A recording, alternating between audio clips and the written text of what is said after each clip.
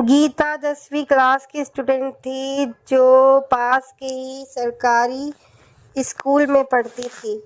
उम्र यही कोई 16-17 साल के करीब होगी। जो किसी के भंवरों को प्यार मोहब्बत और रोमांस का उसे कोई ज्ञान नहीं था। अपने शराबी बाप को रोज रात में माँ के साथ बिस्तर पर खटखट करते सुना था। गरीब घर की लड़की सुबह घर का काम करती जब उसकी माँ दूसरों के घर काम करती है। माँ के आने के बाद वह दिन में सरकारी स्कूल जाती। उन्हीं दिनों की बात है जब एक दिन गीता के स्कूल की छुट्टी हुई। करीब दोपहर के 3 बज रहे होंगे और तेज बारिश की वजह से बाहर बहुत कम रोशनी थी। बारिश भी इतनी तेज थी कि हाथ को हाथ न दिखाई दे। करीब आधा घंटा इंतजार करने पर भी जब बारिश कम न हुई तो उसने निकलने का फैसला किया।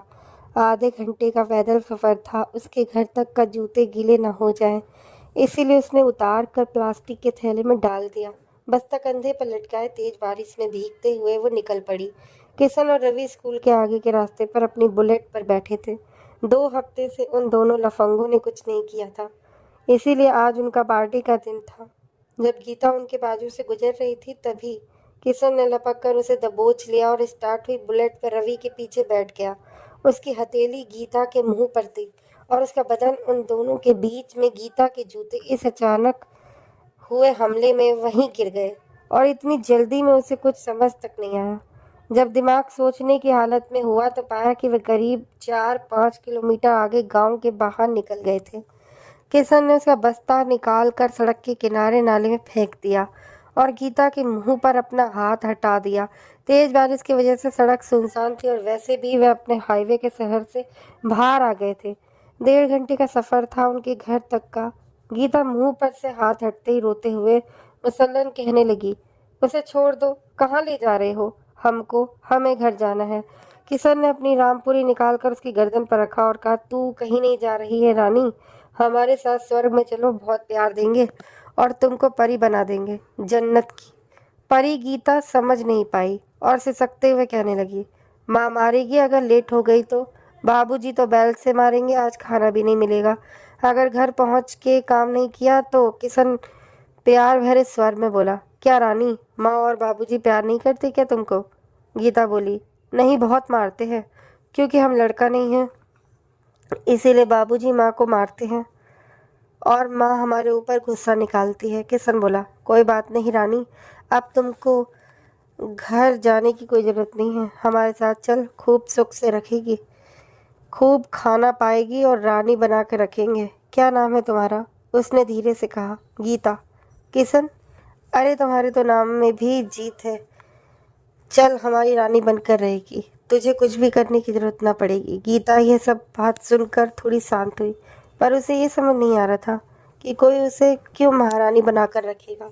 असमंजस में वह बोली, पर हमको कहाँ ले जा रहे हो?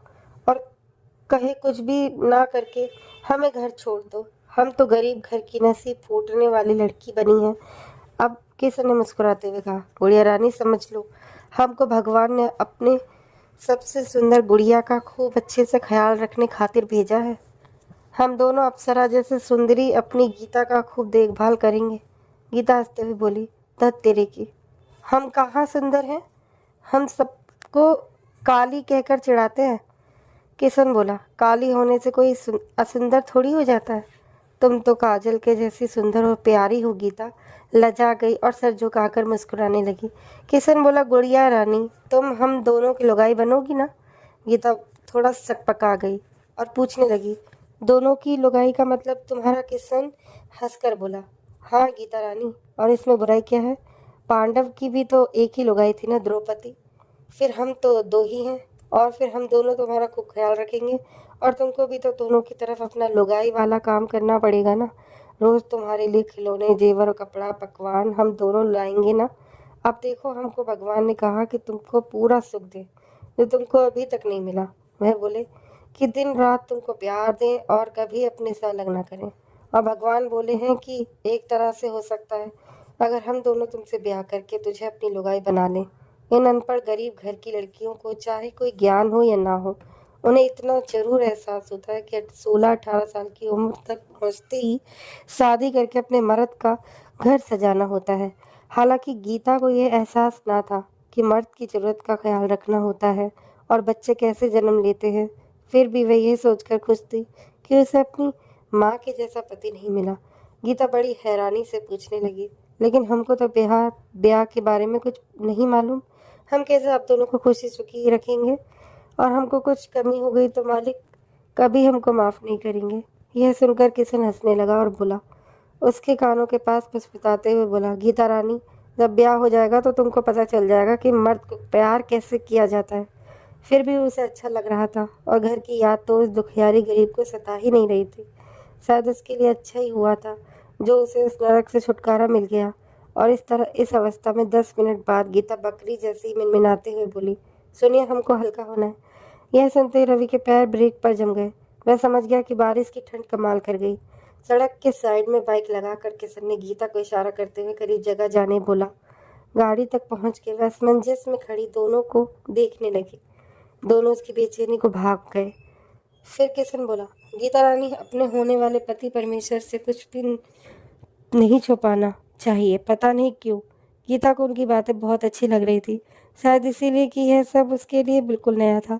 किशन की ये बात सुनकर गीता ने शहर से उंगली नचाकर बनावटी अंदाज में कहने लगी, आप लोग बहुत बेशरम हैं, शादी के पहले ही दुल्हन को सता रहे हैं। किशन का यह लहजा बनावटी था। गीता को सुनकर ऐसा लगा जैसे वे दोनों उसे बहुत चाहते हैं और वे सचमुच उसके लिए भगवान द्वारा भेजे हुए फरिश्ते हैं। गीता ने नजरें नीचे झुकाई और बोली, हमको माफ़ कर दो, हम बहुत छोटे हैं। इस बात समझाने के लिए आप दोनों सचमुच फरिश्ते हैं जो हमको नरक से निकाल के स्वर्ग ले जा रहे हैं। रवि ने बाइक स्टार्ट की और गीता पहले की तरह किशन की तरफ मुंह करके ठंड की वजह से सो गई। उन दोनों को मालूम था कि यह सिर्फ शुरुआत है और आज रात शादी के बाद अभी उनको गीता के साथ और भी प्यार करना है।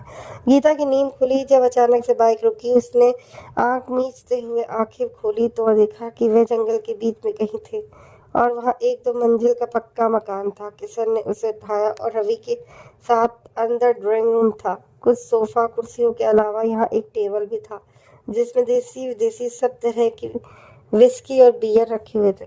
अगला बेडरूम था जहाँ एक गोलाकार कमरा था जिसमें चारों तरफ दीवारों पर फोटो चिपके हुए थे। कमरे के बीचों बीच एक बड़ा गद्दा पलंग जिस पर मखमल की चादर और कम्बल था। बिस्तर के दोनों तरफ से शोकेस थे जिसमें प्राचीन पत्थरों की मूर्तियां थी। यह सब देखकर गीता सन से लाल हुए जा रही थी। उसका दिल जोर से धड़क रहा था और न जाने क्यों उन तस्वीरों को देखकर उसे एक मीठा सा एहसास हो रहा था। हालांकि गर्मी का मौसम ना था पर इन सबको तो हमेशा ही गर्मी होती रहती थी। रूम की शांति भंग करते हुए रवि ने पूछा, क्या रे गुड़िया, कैसा लगा हमारा घर? गीता शर्माते हुए बोली, खूब सुंदर है, पर इस सब फोटो काहे लगा रखे हैं? रवि बोला, अरे मेरी गुड़िया रानी, अब तो हमारी लुगाई बन रही है तो तुमको मालूम तो होना चाहिए ना कि मर्द बात क्या करते हैं, और फिर इस सब से सीखकर ही तो हम सबको खुश कर पाओगी ना।